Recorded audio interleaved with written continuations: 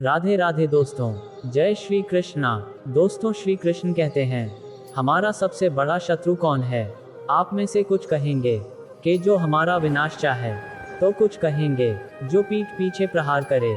आप में से कुछ ये भी मानते हैं कि जो हमारे परिवार की शांति को भंग करे, वो हमारा शत्रु है। और कुछ ये भी मानते हैं कि जो हमारे सामाजिक सम्मान समाप्त कर दे, वो हमारा सबसे बड़ा शत्रु है ना?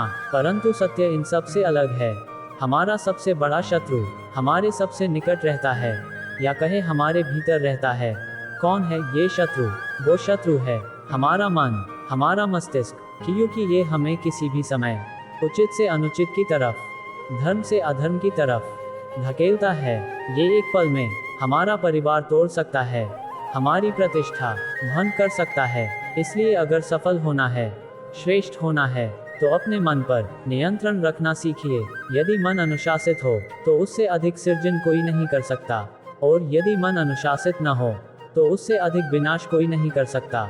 यदि मन में हार हो, तो आपको कोई जीता नहीं सकता, और यदि मन में जीत की लगन हो, तो आपको कोई हरा नहीं सकता। दोस्तों, आज की वीडियो में आप जानेंगे श्रीमद् भगवद गीता अध्याय 13, क्षेत्र क्षेत्रज्ञ विभाग योग। इसे जब भी आप सुनेंगे, मन की शांति 100 गुना बढ़ जाएगी। आज की वीडियो बहुत खास है, स्क्रिप्ट मत करिएगा, पूरा देखिएगा। तो शुरू करते हैं दोस्तों। 1. अर्जुन ने कहा, हे केशव, मैं ये जानने का इच्छुक हूँ कि प्रकृति क्या है और पुरुष क्या है तथा क्षेत्र और क्षेत्रज्ञ क्या है। मैं ये भी जानना चाहता हूँ कि सच्चा ज्ञान क्या है और इस ज्ञान का लक्ष्य क्या है। 2. परम पुरुषोत्तम भगवान ने कहा, हे अर्जुन, इस शरीर को क्षेत्र कर्म क्षेत्र के रूप में परिभाषित किया गया है, और जो इस शरीर को दोनों का सत्य जानने वाले ऋषियों के माध्यम से जान जाता है, उसे क्षेत्रज्ञ शरीर का ज्ञाता कहा जाता है। 3. हे भरतवंशी, मैं समस्त शरीरों के कर्म क्षेत्रों का भी ज्ञाता हूँ। कर्म क्षेत्र के रूप में शरीर, आत्मा तथा भगवान को इस शरीर के ज्ञाता के रूप में जान लेना मेरे मतानुसार सच्चा ज्ञान है। 4. सुनो, अब मैं तुम्हें समझाऊंगा कि कर्म क्षेत्र और इसकी प्रकृति क्या है, इसमें कैसे परिवर्तन होते हैं और यह कहां से उत्पन्न हुआ है। कर्म क्षेत्र का ज्ञाता कौन है और उसकी शक्तियां क्या हैं। 5. महान ऋषियों ने अनेक रूप से क्षेत्र का और क्षेत्र के ज्ञाता के सत्य का वर्णन किया है। इसका उल्लेख विभिन्न वैदिक स्रोतों और विशेष रूप से ब्रह्मसूत्र में ठोस तर्क और निर्णयात्मक साक्ष्यों के साथ प्रकट किया गया है। 6. कर्म क्षेत्र 5 महातत्वों अहंकार, बुद्धि और अव्यक्त मूल तत्व, 11 इंद्रियों, 5 ज्ञानेंद्रियां, 5 कर्मेंद्रियों और मन और इंद्रियों के 5 विषयों से निर्मित है। 7. इच्छा और घृणा, सुख और दुख, शरीर, चेतना और इच्छा शक्ति, ये सब कार्य क्षेत्र में सम्मिलित हैं तथा इसके विकार हैं। श्री कृष्ण अब क्षेत्र के गुणों और उसके विकारों को स्पष्ट करते हैं। 8. 12. नम्रता, आडंबरों से मुक्ति, अहिंसा, क्षमा, सादगी, गुरु की सेवा, मन और शरीर की शुद्धता, दृढ़ता और आत्मसंयम, इंद्रिय विषयों के प्रति उदासीनता, अहंकार रहित होना, जन्म, रोग, बुढ़ापा और मृत्यु की बुराइयों पर ध्यान देना, अनासक्ति, स्त्री, पुरुष, बच्चों और घर संपत्ति आदि वस्तुओं के प्रति ममता रहित होना, जीवन में वांछित और अवांछित घटनाओं के प्रति संभाव, मेरे प्रति अनन्य और अविरल भक्ति, एकांत स्थानों पर रहने की इच्छा, लौकिक समुदाय के प्रति विमुखता, आध्यात्मिक ज्ञान में स्थिरता और परम सत्य की तात्विक खोज, इन सबको मैं ज्ञान घोषित करता हूँ, और जो भी इसके प्रतिकूल हैं उसे मैं अज्ञान कहूँगा। 13. अब मैं तुम्हें वह बताऊंगा कि जो जानने योग्य है और जिसे जान लेने के पश्चात कोई अमृतत्व प्राप्त कर लेता है। यह अनादि ब्रह्म है जो अस्तित्व और अस्तित्वहीन से परे है। 14. भगवान के हाथ, पांव, नेत्र, सिर तथा मुख सर्वत्र हैं। उनके कान भी सभी ओर हैं, क्योंकि वे ब्रह्मांड की प्रत्येक वस्तु में व्याप्त हैं। 15. यद्यपि वे समस्त इंद्रिय विषयों के गोचर हैं, फिर भी इंद्रिय रहित रहते हैं। वे सभी के प्रति अनासक्त होकर भी सभी जीवों के पालन करता है। यद्यपि वे निर्गुण है, फिर भी प्रकृति के तीनों गुणों के भोक्ता हैं। 16. भगवान सभी के भीतर एवं बाहर स्थित हैं, चाहे वे चर हो या अचर। वे सूक्ष्म हैं और इसलिए वे हमारी समझ से परे हैं। वे अत्यंत दूर हैं, लेकिन वे सबके निकट भी हैं। 17. यद्यपि भगवान सभी जीवों के बीच विभाजित प्रतीत होता है, किंतु वह अविभाजित है। ये समझना होगा कि परमात्मा सबका पालन करता, संहारक और सभी जीवों का जनक है। 18. वे समस्त प्रकाशमयी पदार्थों के प्रकाश स्रोत हैं। वे सभी प्रकार की अज्ञानता के अंधकार से परे हैं। वे ज्ञान हैं, वे ज्ञान का विषय हैं और ज्ञान का लक्ष्य हैं। वे सभी जीवों के हृदय में निवास करते हैं। 19. इस प्रकार मैंने तुम्हें कर्म क्षेत्र की प्रकृति, ज्ञान का अर्थ और ज्ञान के लक्ष्य की जानकारी को प्रकट किया है।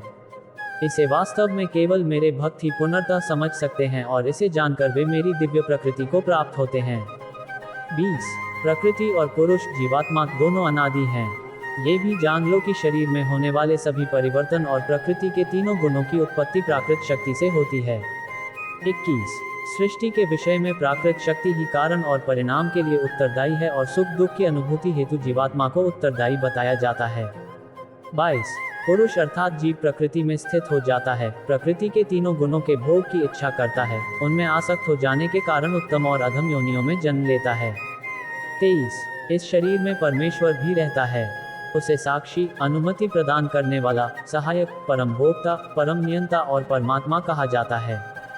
24 वे जो परमात्मा, जीवात्मा और प्रकृति के सत्य और तीनों गुणों की अंतःक्रिया को समझ लेते हैं वे पुनः जन्म नहीं लेते।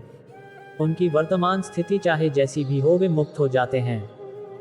25 कुछ लोग ध्यान द्वारा अपने हृदय में बैठे परमात्मा को देखते हैं और कुछ लोग ज्ञान के संवर्धन द्वारा, जबकि कुछ अन्य लोग कर्म योग द्वारा देखने का प्रयत्न करते हैं। 26 कुछ अन्य लोग ऐसे भी होते हैं जो आध्यात्मिक मार्ग से अनभिज्ञ होते हैं, लेकिन वे अन्य संत पुरुषों से श्रवण कर भगवान की आराधना करने लगते हैं। वे भी धीरे धीरे जन्म और मृत्यु के सागर को पार कर लेते हैं। 27 हे भरतवंशियों में श्रेष्ठ, चर और अचर जिनका अस्तित्व तुम्हें दिखाई दे रहा है वह कर्म क्षेत्र और क्षेत्र के ज्ञाता का संयोग मात्र है। 28 जो परमात्मा को सभी जीवों में आत्मा के साथ देखता है और जो इस नश्वर शरीर में दोनों को अविनाशी समझता है, केवल वही वास्तव में समझता है।